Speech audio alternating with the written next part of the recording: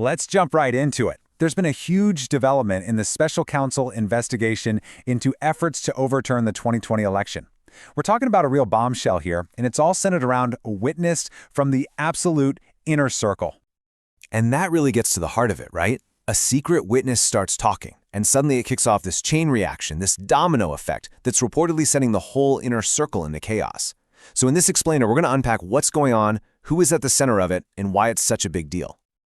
All right, so first things first, who is this mystery witness who's apparently turned this entire investigation on its head? So, there was a lot of speculation floating around, but now it's not just rumor anymore. We've got reports from multiple major news outlets all identifying one key person who is now cooperating with federal prosecutors. This is a massive turning point.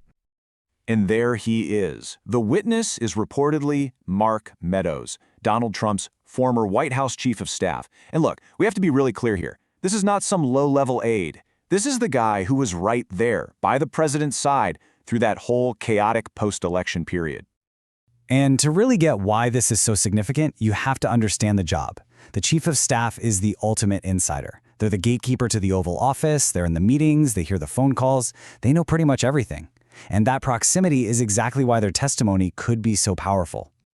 Okay, so now that we know who it is, let's get into the what. What has Meadows reportedly told investigators under oath? Because this is where the story gets absolutely explosive. Now, here's the crucial part, the arrangement. Meadows was reportedly given full immunity. So what does that mean? It means he can't be prosecuted for his own role, as long as he tells the truth, the whole truth. That gives him a pretty powerful incentive to be completely honest about everything he saw and heard.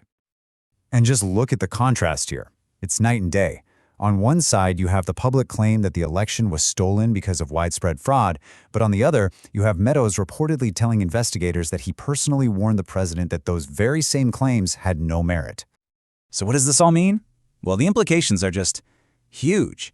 If what Meadows is saying under oath is true, it suggests that the efforts to overturn the election weren't based on some genuine belief in fraud.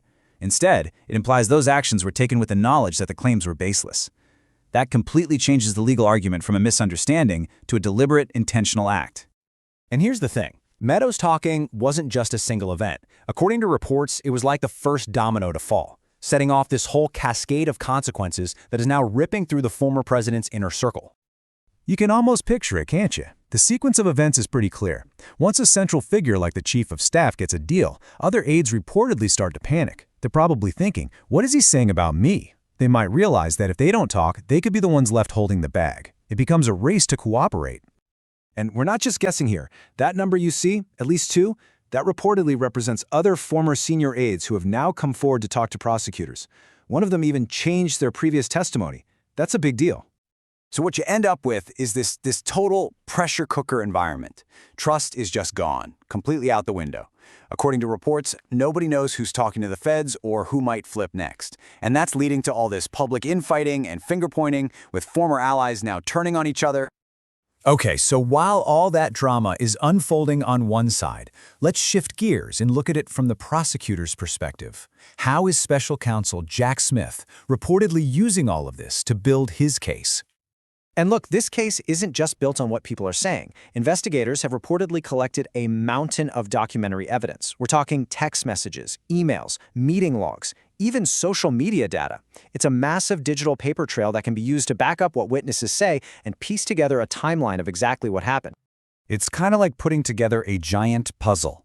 When you connect all these pieces, the texts, the emails, the logs, the picture that reportedly emerges isn't one of a simple mistake or misunderstanding. The evidence trail allegedly points toward a coordinated, deliberate plan. And this quote from the special counsel himself really sums up their entire approach. The stated goal here is to apply the law equally no matter who you are and to just follow the facts wherever they may lead. To really understand the scale of what's happening, a lot of legal analysts are looking back in history, way back, and they're drawing some pretty powerful comparisons. And when you put them side by side, the parallels to Watergate are kind of hard to ignore, right? Back then, you had high-level insiders who cooperated with prosecutors, which led to the collapse of Nixon's inner circle. Today, you have reports of a chief of staff and other top aides cooperating while that same kind of infighting and paranoia takes hold. Of course, what the final consequences will be, That chapter is still being written. And make no mistake, this goes way beyond the courtroom. The political fallout is potentially massive. I mean, when your own chief of staff is reportedly testifying against you, it gets a lot harder to just brush the whole thing off as a witch hunt.